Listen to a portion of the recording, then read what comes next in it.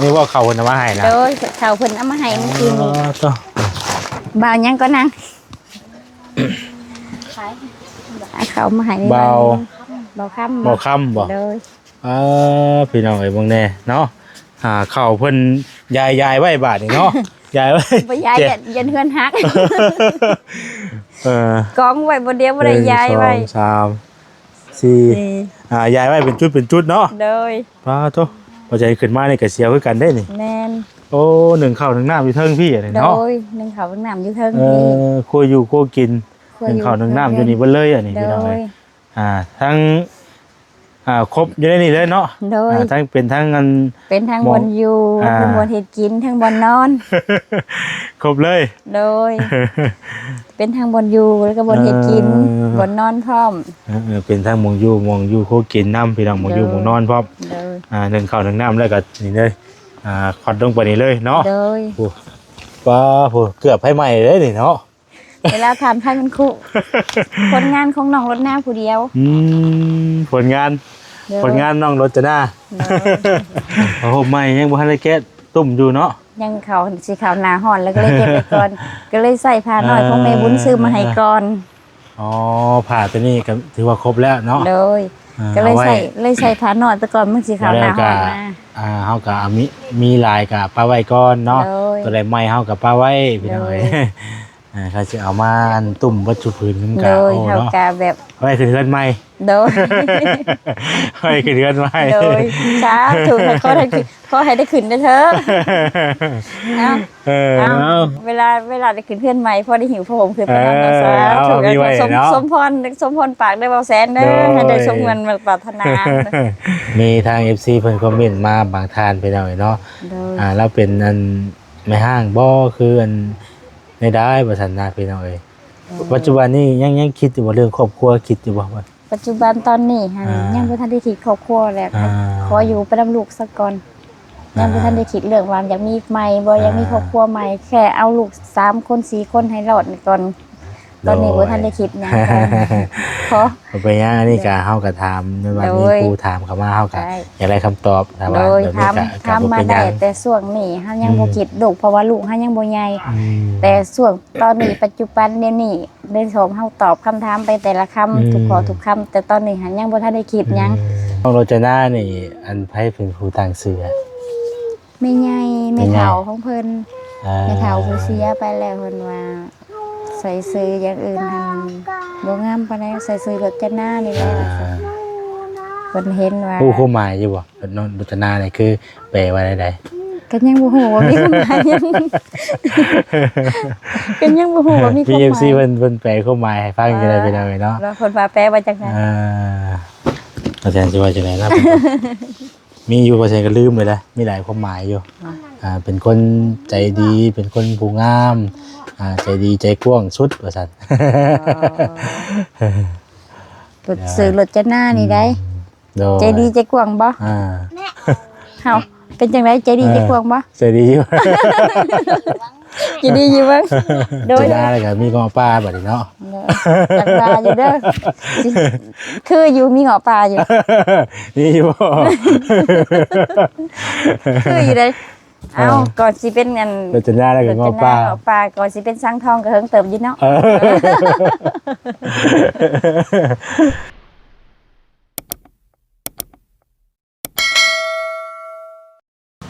เอาพี่น้องเอาสบายดีเด้อสบายอีกรอบเนาะโดย สบายดีลูก เนาะ ดีลูกสบายดี ผู้ใดมากินนี่คือเห็นคุยกันน้องแนงอยู่ บ่าวยังก็ บอนกินนี่เพิ่น อ๋ออันนั้นค่ะคนในบ้านกินมะพร้าวหนักเกลือ เเพิ่นมาขายมะเขือบ่ ก็เลยซอยเพิ่น เพิ่นมาขายมะเขือให้ โดยเพิ่นมาขายมะเขือก็เลยซอยเพิ่นไปนำ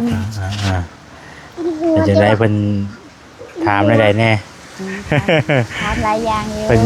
ยินดีนำบ่หรือว่าใด เพิ่นว่ายินดีนำเพิ่นสิมาเพิ่นมาอันยังแน่เพิ่นว่าสิมาเจาะน้ำให้มาเจาะน้ำบาดาลให้ค่ะยิน เพิ่น ดีนำเพิ่นว่า เพิ่นสิมาเจาะมื้อ มื้ออื่น อื่นบ่ โดยแต่บ่ฮู้ว่าตอนใด บ่ฮู้ว่า เข้า ตอนเช้าหรือตอนแลง ติดตามนั้นว่าทางรถเพิ่นมาเนาะ โดย แต่สิมาเช้ามา ค่ะ มา ว่าร ส ถ วย เพิ่นมาหาคือสิมาตอนเช้าแล้วเนาะ อ่า เบื่อแล้ว โทรลมกับเพิ่นล่ะบ่ครับสร้างล่ะบ่ แม่บุญเพิ่นโทรแล้วว่า อ่า สาวบุญเพิ่นโทรปรึกษากันหรือว่าแน่ๆก็บ่ฮู้นํเพิ่น เพราะว่าเตรียมน้ำตั้งน้ำไว้เลยเนาะ โดยเพิ่นบอกแต่ว่าเตรียมน้ำไว้เด้อเพิ่นว่า ใบใต้คือใช้น้ำนะ ตาเพื่อนป้าให้เด็กน้อยเขาค้นซอยกัน มีน้องบนหน้าหมู่เพิ่น โดย แล้วก็พากันหามเอา หามเอา เลย โอ้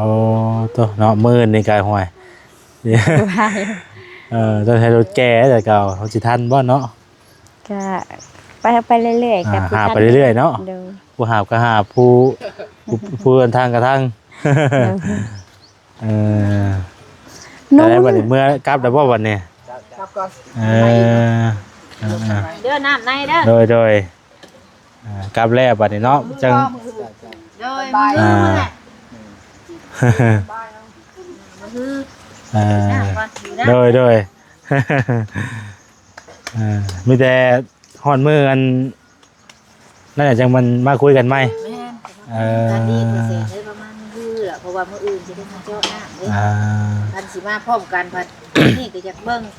ให้เอฟซีเบิ่งตัวนี้นี่ที่ไปทั้งนั้น แม่แล้วเรามันต้องทีละอย่างไปเนาะ เที่ยง ทั้งสีเจ้าน้ำทั้งสีคุยเรื่องนี้ โอ้โห ขอบใจหลาย มันก็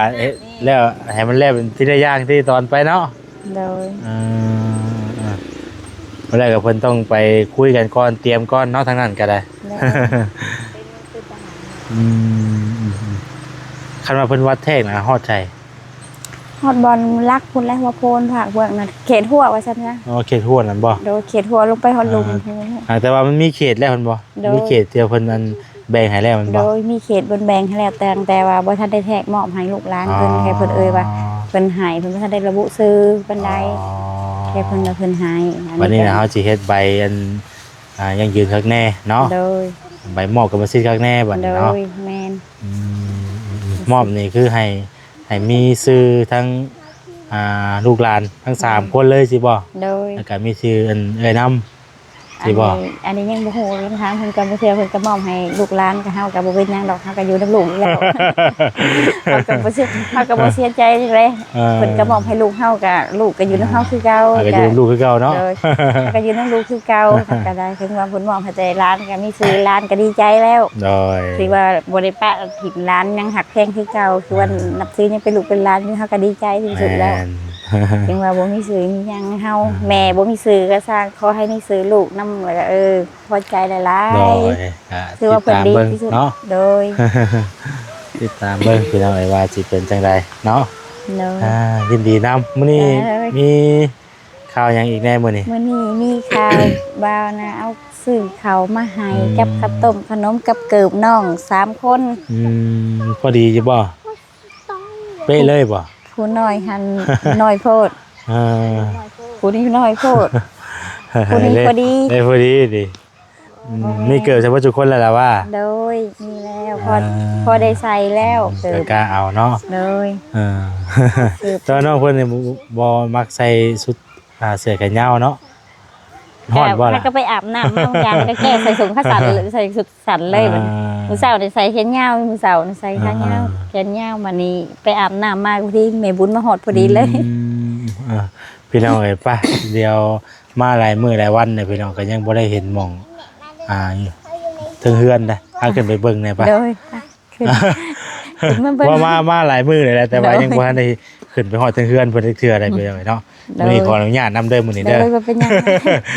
ง ยังบ่ได้ขึ้นมาเบิ่งถึงเฮือนจักเทื่อเลย ขึ้นมาเลย เอ เดี๋ยวเดี๋ยว พากันจะคู่เลยเนาะ โดย เดี๋ยว ก่อนนี่ว่าเขาคนเอามาให้นะ โดยเขาเพิ่นเอามาให้เมื่อกี้นี้ ต่อ บ่าวยังก็นั่งเอาเขามาให้นี่ เบา เบาค่ำ เบาค่ำบ่ โดย พี่น้องไอ้เบางแน่เนาะเข่าเพิ่นยายไว้บาทนี่เนาะยายไว้ บ่ยาย เจ็ด ยันเฮือนฮัก เออก องไว้บ่เดียวบ่ได้ยายไว้ 1 2 3 4ยายไว้เป็นจุดเนาะ โดย ป้าโตบ่ใจขึ้นมานี่ก็เสียวคือกันได้นี่ แม่น โอ้หนึ่งข้าวหนึ่งน้ำอยู่เทิงพี่นี่ โด เนาะ ยหนึ่งเขาวหนึ่งน้ำอยู่เทิงนี่ ครัวอยู่ครัวกิน ครัว หนึ่ง อยู่ ข้าวหนึ่งน้ำอยู่นี่เบ่เลยอันนี้ โด พี่น้องเอ้ ย ย ทั้งครบอยู่ในนี่เลยเนาะ โดย ทั้งเป็นทั้งเงิน เป็นทั้งบนอยู่ อ่า ทั้งบนเฮ็ดกินทั้งบนนอน ครบเลย โดย เป็นทั้งบนอยู่แล้วก็บนเฮ็ดกิน บนนอนพร้อม เป็นทั้งหมองอยู่โคกินน้ำพี่น้องหมองอยู่หมองนอนพร้อม โดย หนึ่งข้าวหนึ่งน้ำแล้วก็นี่เลยขอดลงไปนี่เลยเนาะ โดย โอ้ป้าโหเกือบให้ใหม่เลยนี่เนาะ เวลาทานไพ่มันคุผลงานของน้องรถหน้าผู้เดียว ผลงาน โดย ผลงานน้องรจนา โดย พี่น้องเลยตัวเครื่องของเลยมีแต่เครื่องอันนั้นเนาะเสื้ออันยังเสื้อบ่อยู่หั่นน่ะ เสื้อมีเสื้อ มีอันแบบของอันพอห่มขาดอีกอย่างแน่ส่วนของใหม่เพิ่นซื้อมาให้ก็มีทั้งนั้น ทางนี้เนาะ โดย พอผมใหม่ยังบ่ทันได้แกะตุ่มอยู่เนาะ ยังเขาสีขาวหนาห่อนแล้วก็เลยเก็บไปก่อน ก็เลยใส่ผ้าหน่อยของแม่บุญซื้อมาให้ก่อน อ๋อผ่าตัวนี้ก็ถือว่าครบแล้วเนาะ โดยก็เลยใส่ผ้าหน่อยแต่ก่อนมันสีขาวหนาห่อนนะ เฮาก็มีลายกับป้าไว้ก่อนเนาะ โดย ตัวใดใหม่เฮากับป้าไว้พี่น้องเอ้ย เขาสิเอามาอันตุ่มวัตถุพื้นมันก็ โดย โอ้ เขา เนาะ กาแบบ ไว้คือเฮือนใหม่ โดย ไว้คือเฮือนใหม่ โดยช้าถูกให้ขอให้ได้ขึ้นได้เถอะเอา เอา เวลาได้ขึ้นเพื่อนใหม่พอได้หิวพอผมขึ้นไปนอนต่อซะ เอา ถูก มีไว้เนาะ สมพรปากได้เบาแสนเด้อให้ได้สมเงินมาปรารถนา เอาผ้าตัวนั้นไว้คือเฮือนใหม่พี่น้องเอ้ยพอดีว่าแสนซื้อมาให้เนาะจ่ายได้ปูแล้วนี่เนาะแม่นบ่ ปูเลยพื้นหนึงโดย อ๋อ แหละ มันพอดีอันนั้นเลยอันนี้เนาะ แมนพอดีกับอันนี้เลย บ่น้อยบ่ใหญ่มันก็นิ่มได้แหละพี่น้องเอ้ยมันแบบว่าบ่คือศาสตร์ตัวนี้ อัน เนาะ นี้หันแข็งอัน ศาสตร์ตัวนี้แข็งแต่ว่าศาสตร์ตัวนี้ครับปูแล้วมันจะนิ่มเลย นุ่มเลยนั่งก็สบายนอนก็บ่ต้องได้อันน่ะ บ่ได้ปูเสื้อบ่หยังเลยบ่ นอนเมื่อคืนนี่บ่ได้ปูเสือพากันนอนสาด พากันนอน มันก็นุ่มดีมันก็บ่ได้อันนั้นมันบ่ได้แข็งคือแบบนี้ บ่แข็งคือตัวนี้เนาะ เขาตีนอนก็สอบนอนก็สอบมาบัดอัน เอ้า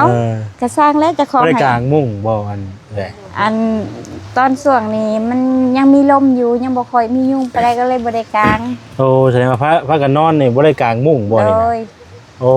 พากันนอนบ่ได้กลางมุ้งเลย เอาคันสมมุติว่าเฮากางมุงเข้าไปปุ๊บมันผัดร้อนเนาะเฮาก็ต้องนอนแบบโล่งๆแน่ก่อน โอ้ย นี้ เป็นจังได๋จ้ะยามกลางค่ำกลางคืนที่นะเฮานอนดิมันเป็นโล่งๆแบบที่นะ ก็โล่ง ครับ ๆเวลานอนกลางคืนก็โล่งๆแบ มัน บ ก็ นี้ เปรี้ยวๆเย็นๆอยู่บ่ โดยก็เปรี้ยวๆเย็นๆอยู่ ก็ว่าบ่ญาติบ่ก็คือญาติอยู่แต่หามาเฮาก็ต้องทำใจของเฮาก็บ่มีนะเฮาก็คอยอดคอยทนไปนี่แหละ แบบระวังแน่นอนกันเนาะ นอนก็แบบเรา บ่ได้ต่างหยังบ่ตั้งแต่มีเวลาคุณยายเพิ่นซื้อเครื่องซื้อของมาให้บ่ได้มีเขาแคกๆนั่นแหละเลยบ่ บ่ก็ปกติก็บ่ได้มีหยังเกิดขึ้นเนาะบ่ได้มีข้อแก่มีแต่ว่าเฮาก็นอนแล้วตับตื่นหั่นแหละหั่นแหละ อืม เพราะว่าเฮานอนไปแล้วก็เฮาบ่มื้อตื่นตอนดึกๆมื้อตาขึ้นมาผัดเห็นโลงโจ่งก็คิดญาติอยู่แต่ยังบ่เคยมีป เพ ระ ราะ วัติ ว่า เทื่อ เพราะว่าแต่ก่อนนะพี่น้องคุณยายบ่ใช่ทางถามนี่แต่ก่อนน่ะเฮาก็บ่ได้มีเครื่องของอีหยังหลายเพราะคือแบบคือตอนนี้เนาะ โดย คือตอนนี้แบบว่ามีข้าวมีน้ำหลายอย่างหลายแนวอย่างแบบว่าหลายคนก็ขึ้นไปแล้วเนาะ แต่ว่า อ่า ยังบ่มีเขาก็แก่ๆดอกเลิกมันยังบ่เห็นค่ะจากได้ต่อไปเฮาก็ยังบ่ฮู้แต่ตอนนี้เฮาก็จุดเริ่มต้นได้สำนี้เฮาก็คือว่าสำนี้แหละเนาะ ก็คือว่าช่วงในช่วงนี้ก็เฮาก็อยู่นำลูกนำเต้าอยู่กันอยู่ซานก่อนเนาะยังบ่เข้าไปทางใด ก็ เพ ยัง ราะ บ่ ว่า ได้ไปทางใดยังอยู่น้ำลูกน้ำเต้าก็สีทางป่าออกไปได้มือละเล็กละน้อยไปเรื่อยๆทำความสะอาดไปนํแต่ก่อนเฮาบ่มีเวลาอยู่เนาะ เฮาบ่ มีแต่ไปเนาะ มีแต่ไปกับไปทำจะเห็นเฮือนแจ้งมาเฮาพัดไปเฮาเลยบ่มีเวลาอยู่กับลูกเฮาก็เลยบ่มีเวลาเฮ็ดอันทางหน้าทางยุงอ่ะแต่คำต่อไปเฮาก็มีเวลาอยู่เฮือนก็สาธุแล้วมันเฮาก็สิได้เฮ็ดเฮาก็สิได้เฮ็ดเวียกเฮ็ดสวนทำนำแน่ โดย เฮาก็บ่ได้อันป้าทิมบ่ได้แต่ก่อนเฮาป้าเฮาทิมเฮาไปคู่มื้อคู่เว้นเฮาบ่ได้อยู่เฮือนเฮาบ่มีเวทเฮาบ่มีเวลาเฮ็ดในน้ำเฮือนน้ำซ่านสักคำว่า โดย เฮาไปเฮามาแต่เฮ็ดเฮามาช่วยเฮาทางเฮาไป เวลาก็ตื่นมาก็คือมุ่งหน้าไปหาอยู่ในกินในสิ่งที่เฮามาให้ลูกสู้ๆเต้ากินนั่นแหละเนาะ โดย ก็สิมาปัดกวนนั่นนี่ว่าหวยคงอยู่คงกินบ่มีหัวลูกเต้าก็ถ่ายกินอยู่บัดนี้เนาะมันก็ บ่แม่นแนวได้เนาะ เลยสมมุติว่าเผื่อเฮาเฮ็ดในครัวเรือนแล้วเผื่อเฮาไปมันผัดสวยบัดนี้เฮาก็ผัดสวยบัดนี้ แม่นแม่น ไปหาได้แป๊บหนึงมันผัดค่ำเฮาผัดโง่ขึ้นมา พอจะได้เฮ็ดเนาะ เออ มาว่าจะพ่อนั้นแม่ มาผัดถ้ามามืดแล้วผัดมาเฮาก็เมื่อยเฮาก็นอนแล้วบัดนี้บางเทื่อบางมื้อก็ได้กินข้าวแรงคือว่าหั่นแหละบางมื้อก็บางเทื่อก็บ่ได้กิน คือตะกี้ว่าเฮาแบบบ่มีข้าวมีน้ำคือว่าเนี่ยพี่น้อง เล มัน ย มันสิเฮาสิมันอยู่คือมันคือจะเลิกอะแบบถ้าบ่มีข้าวมีน้ำมันก็อยู่ยากคือว่าแหละเนาะสำคัญนี่คือเรื่องข้าวเรื่องน้ำมันแหละพี่น้อง เล เอ้ย ยแต่ช่วงนี้เพิ่นนี่ผู้ใจดีมาให้หลายมาอันนั้นเฮาก็มีเวลาอยู่แล้วเฮาก็ถือว่าสบายอันใจที่สุดบ่ได้คิดหยังหลายบ่ได้อันไปคำมามืดบ่ได้ปะลูกปะเต้าอยู่คนเดียวในขั้นต่อไปก็คอยอดทนทนไปนี่แหละเฮาก็ได้เฮาก็สิพยายามสู้อีกต่อไปอีก โดยมีทาง FC เพิ่นคอมเมนต์มาบางท่านพี่น้องเอ้ยเนาะ โดย แล้วเป็นอันไม่ห้างบ่คืออันไม่ได้บ่ทันนะพี่น้องเอ้ยปัจจุบันนี้ยังคิดอยู่ว่าเรื่องครอบครัวคิดอยู่บ่ว่า ปัจจุบันตอนนี้หั่นยังบ่ทันได้คิดครอบครัวแล้ว อ่า ขออยู่ไปนำลูกซะก่อนยังบ่ทันได้คิดเรื่องว่าอยากมีใหม่บ่อยากมีครอบครัวใหม่แค่เอาลูก3คน4คนให้รอดนี่ก่อนตอนนี้บ่ทันได้คิดหยังขอ เอาไปยังอันนี้ก็เฮาก็ถามในวันนี้ โดย ครูถามเข้ามาเฮาก็ ใช่ อยากได้คำตอบถ้า โด ว่าย แบบนี้ ทำ ก็บ่ มา เป็นห ได้ ยัง แต่ช่วงนี้เฮายังบ่คิดลูกเพราะว่าลูกเฮายังบ่ใหญ่ อืม แต่ช่วงตอนนี้ปัจจุบันเดี๋ยวนี้ได้ชมเฮาตอบคำถามไปแต่ละคำทุกข้อทุกคำแต่ตอนนี้หันยังบ่ทันได้คิดหยังแต่ว่าอนาคตข้างหน้าเฮาก็ยังบ่ฮู้เนาะเฮาก็สิเว้าไปก่อนว่าเฮาบ่เอาตลอดเฮาก็บ่ได้ว่า มันก็บ่ได้บ่นอนเนาะ โดย ยังบ่ได้ฮอดมื้อฮอดยาม โด เนาะ ย แต่ว่าเฮาก็อยู่ไปก่อนให้แหละ ใช่ อยู่นำลูกนำเต้าให้ลูก โดย ให้เต้าใหญ่อันเป็นอันก่อนเนาะ โดย แต่ ใหญ่ ช่วง บ่จุกูจุกอนก่อนว่าซั่นซะ โดยแต่ช่วงนี้เฮายังบ่คิดดอกว่าสิสร้างครอบครัวใหม่เอาครอบครัวใหม่บ่แต่ว่าเอาลูกเลี้ยงลูก3คนให้มันใหญ่ไปก่อน แต่ภายภาคหน้าก็ยังบ่ฮู้ว่าทันอนาคตไปเฮาก็ยังส่องบ่เห็น จะว่าบ่นะแต่มันบ่แน่นอนเนาะ โดย อ๋อที่จะว่าบ่เอาว่าติ นั่นแหละ ตอนนั้นจะว่าบ่ได้เอานี่บ่ได้เจ้าคือสิมาสร้างครอบครัวอีกอันนั้นเฮาก็บอกให้แน่นอนบ่ได้บางเทื่อเนาะประสบ แต่บ่มีหยังดอกพี่น้อย โดย เฮาก็ถามตามคอมเมนต์ FC เพิ่นคอมเมนต์มา เลยว่า เนาะ เป็นหยังเอา ก็สิได้อัน ธรรมดาอยู่แต่ละคนน่ะคนเฮามันก็อยากบางเทื่อเขาก็ถามจังซั่นเจ้าว่าปฏิเสธว่าบ่เอาจังซั่นจังซี่บ่แล้วเจ้าพัดบ่บอกว่ากลับมาเอาอีกเนาะก็หลายคนอยู่ เฮาก็เบิ่งไปก่อน เล เนาะ ย แต่ว่าตอนนี้เวลานี่ยังแต่ที่ผ่านมาครบ3 ปีมานี่ยังบ่เคยคิดได้เลย แต่3 ปีฮอดปัจจุบันฮอด3 ปีมานี่ยังบ่เคยคิดว่าอยากสร้างครอบครัวเป็นหยังไปซื่อๆอยู่ใครเฮาได้เบิ่งสภาพเฮาเนาะเฮาสภาพเพื่อนชาติเฮาลูกเต้าเฮาหลายคนย่านเขาบ่หักบ่แพงลูกเฮา เฮาต้องเบิ่งไว้ก่อนเนาะมันก็หลายเห็นปัจจัยมันบ่แหละมัน หาสมองในบุญอย่าไปจับหัวเพิ่นเด้อลูก เพิ่นให้ได้ลูกหลายอย่าไปเฮ็ดนั่นนะจักเทื่อในบุญอย่าไปต้องเพิ่นได้ลูก เอาผมบอกว่า โดยหาสมองในบุญ เต็มบ้านก็งอกเต็มเลย บ่ลูกบ่ดื้อนั่นเด้อ อ้าวจะไปดองอ้าวดีใจนำทางน้องเพิ่นเนาะ โด วัน ย นี้ก็ทางเฮากับแวะมาพอดีมาแต่บ้านครับมาแต่บ้านนั่นวิตุคูนพี่น้องจะพากันแวะวันนี้เนาะจะมาได้คู่หลายคนวันนี้ก็ได้เนาะ โดย แล้วก็เพิ่นมาคุยเรื่องอันดินเรื่องดอนน้ำเนาะวันนี้ โดยเพิ่นมาคุยเรื่องดินเรื่องดอน แล้วก็เป็นมือต่อไปพุ่นแหละเนาะ มื้อได้ยินว่ามื้อวันค้านบ่ คาน จานคาน มือนี่เพิ่นนั่นเจ้าน้ำซะก่อน โดยมื้ออื่นนี่เจ้าน้ำเพิ่นมาเป็นมื้อวันค้านมื้อฮื้อเพิ่นนัดกับพ่อบ้านว่ามื้อฮื้อก็สิแม่นของเพิ่นนั่นแหละมา เตรียม แขก โตน้องโรจนาตักน้ำมื้ออื่น เขาไปหารถไถเขาก็หาบ่ได้เขาบ่ว่างเวียก คันว่าเฮามีนั่นน่ะหารถไถเพิ่นแล้วก็กับเอาทางคุณคนแก่ให้นะมันก็จะทันเพราะว่า เลย เขาว่ายันมันแบบว่าเวลาเขาเจ้าวัน อืม เพิ่นเจาะอันนั้นมันใช้น้ำลายนะ เจาะใช้น้ำลายบ่ ใช้น้ำลายแต่ว่า3ทางนี่ยังบ่ทันได้พอหรอกมันก็ได้หลายเติบแล้วประมาณ6-7ถังพุ่นแหละ เออ เพื่อจะพอ บ่เคยเจาะดอก อืม บ่เคยเจาะจักเทื่อบ่ฮู้ก็เพิ่นว่าลองเน่าเอาไว้3ทางเบิ่งก่อนค่ะมันบ่พอแล้วก็ตักมาทีละหน่อยแสดงว่ามื้อค่ะมันบ่พอมื้ออื่นต้องไปหารถไถเขา เอาเลยอ่ะ ให้รถไถเขามาแก่ซอย ครับ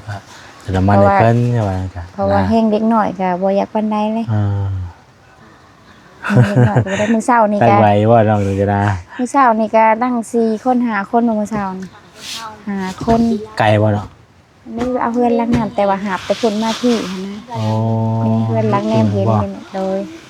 เขาว่าเพิ่นสายเพิ่นใกล้จังว่านั่นน่ะเป็นน้ำหยังก่อนนั่นน่ะ น้ำใดคือกันน้ำบา อ๋ ดาล อ แต่ แล้ว เพิ่ มัน น ใด เปิดให้ใช่บ่ โดย อ๋อ แต่เพิ่นใส่น้ำใดขึ้นมาเอา อืม ใดใส่กระพุ้ยแล้วก็ตักเอาแบบนี้ อืม หาบมาของเพื่อนชอบก็ต้องอันนั้นแหละค่ะต้องไปหารถไทยเพิ่นอีก เนาะอันน้องโรจนานี่อันไผเป็นผู้ตั้งชื่ออะ ไม่ใหญ่ไม่เฒ่าของเพิ่น อ่า ไม่เฒ่าผู้เสียไปแล้วเพิ่นว่าใส่ซื้ออย่างอื่นทำบ่งามปานใดใส่ซื้อรถจนานี่แหละ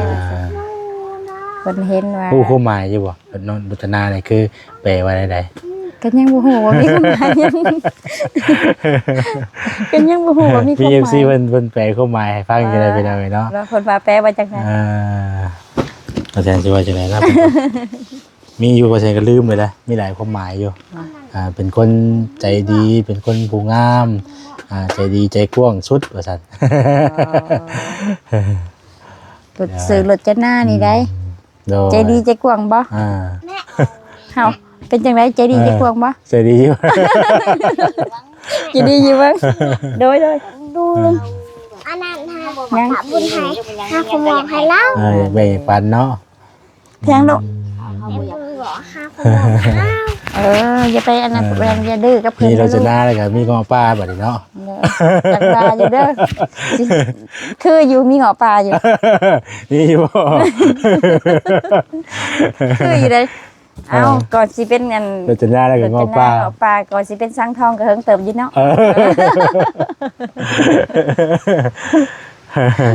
ก็หยอกชื่อดอกเด้อจะไปถือว่าอ้ายเนาะมาหยอกนอกไปซื้อพอได้ยิ้มได้หัวเนาะ การว่าหงอปลาหน้าตาดีค่ะอยู่ได้ นางลาเลยยาลงดีค่ะสิลง เอ้า ดีดิ บ่ว่าได้ตรงเนี้ยมันเพิ่นปลอบว่าดิ อ่า เว้นบ่อันว่าในอันนั้นก็ได้ เป็นสังทองหงอปลาโอเคน้องรถจันนาไปอยู่เที่ยงนาน้อย มาหยอกนอกคนชื่อดอกคือนั่นเลย กันนั่นแหละกันอยู่แคมป์ป่ายังดีแต่บ่มีหัวหน้าอยู่เลย เนาะเอาก็ทำนั้นเด้อเลยเด้อ โดย บ่มีหยังมื้อนี้ก็พอแสนมาเยี่ยมมาถามมึงสิดอกพี่น้องไอ้เนาะก็เอาบ่ได้ซื้อหยังมาฝากมาต้อนน้องเพิ่น โดยบ่เป็นหยัง แต่ ขอบใจ สิเอา หลายๆเลย เอาเงินนี่แหละให้พอได้ โดยขอบขอบใจหลายๆ เดี๋ยวไว้เด้อ โดยอยู่ดีมีแฮงบุญนำสู่เด้อบ่แซนเด้อที่เป็นสะพานให้ก็ได้ โดย สิเป็นสะพานให้คนถูกคนยากก็ขอ โดย ขอบใจหลายๆให้เอ็นบ่แซนนั้นได้งานดี โดย ๆสุขภาพแข็งแรงหลายๆให้อยู่ดีกันให้อยู่ดีมีแฮงให้สั่งลูกผู้ขึ้นได้บ่แซน โด เด้อย สาธุเนาะ ดีใจน้ำผู้ใดพี่น้องเอ้ยเนาะมีโอกาสก็สิขึ้นมาเยี่ยมมายามอีกพี่น้องเอ้ยจักว่าจะได้ขึ้นมาอยู่จักมื้ออื่น พอดีอัน มื้ออื่นก็ขึ้นมาลุ้นนํกันเลยเจาะน้ำมาลุ้นนํกัน เพราะว่าสิได้มาเบิ่งเฮือนของแม่ตุคูณพี่น้องเอ้ยเนาะพอดีย่อเฮือนให้เพิ่นนั่นก็ โดย เฮ็ดเฮือนให้เพิ่นแต่ยังกำลังย่อมื้อนี้ โดย อากันมาแต่เพิ่นน่ะก็ได้มาแวะนี้พี่น้องเอ้ยไปเสยเด้อบ่จันกลับก่อนเด้อมื้อนี้เด้อ ขอบคุณขอบใจหลายๆเด้อยินดีมีแฮงทุกคน โดย ดีใจน้ำน้องเพิ่นเด้อเนาะ สิได้น้ำในสะดวกสบายได้พี่น้องไอ้บ้านนี้เนาะก็สิบ่ได้ไปตักหาบไก่แล้วเนาะ โดย โดยไปก่อนเด้อโดยโอเคพี่น้องไอ้เนาะสำหรับคลิปนี้ก็จะขอตัวไปก่อนอยู่ดีมีแฮงประสุขสุขคนเด้อพี่น้องเด้อสำหรับมื้อนี้ก็บ่มีหยังใดเนาะมาหาน้องโรจนาเพิ่นพี่น้องเอ้ยเนาะคำลาไปก่อนอยู่ดีมีแฮงประสุขสุขคนเด้อพี่น้องเด้อเอาสบายดีพี่น้องเอ้ย